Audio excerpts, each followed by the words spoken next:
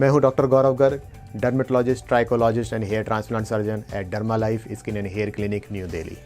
तो फ्रेंड्स, आज मैं आपके सामने एक बहुत बड़ा केस आपको प्रेजेंट करूंगा। एक ऐसा केस जिसमें कि बहुत ज़्यादा ग्राफ्स की रिक्वायरमेंट है, बहुत ज़्यादा टाइम लगना है, बहुत ज़्यादा सुपर स्पेशलाइजेशन की ज़रूरत है।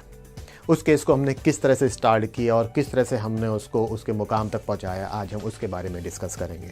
करीब 10,000 के आसपास ग्राफ्ट इम्प्लांट किए गए थे over a period of 3 days।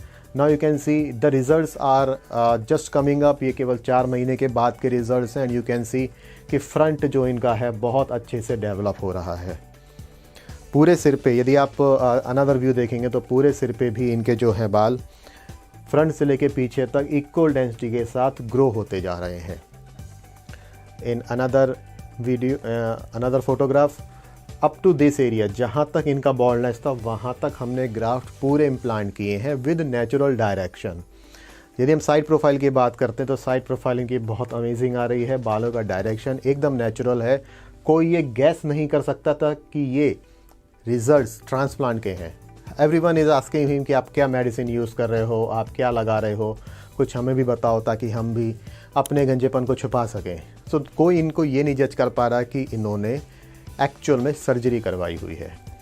आप दूसरी साइड प्रोफाइल देखेंगे, इसमें भी आप देखेंगे कि अमेजिंगली पूरा एरिया प्रॉपरली कवर होता जा रहा है। ये इनिशियल रिजल्ट्स हैं, मैं फिर से रिपीट कर रहा हूँ, ये 4 महीने के बाद के रिजल्ट्स हैं। अभी इनका फुल रिजल्ट्स नहीं आए हैं। फुल रिजल्ट्स आने में 10 महीने से 12 महीने का टाइम लगता है। एक चीज़ आप और नोटिस करेंगे, इनका हमने फुल बियर्ड लिया था। हमने चीक से लेकर के दूसरे चीक तक का, इवन चिन एरिया तक का बियर्ड का इस्तेमाल किया इनके सिर पे। और आफ्टर 4 months कोई ये बता नहीं सकता, कोई भी गैस नहीं कर पाएगा कि किस जगह से हमने बियर्ड में से बाल निकाले गए हैं।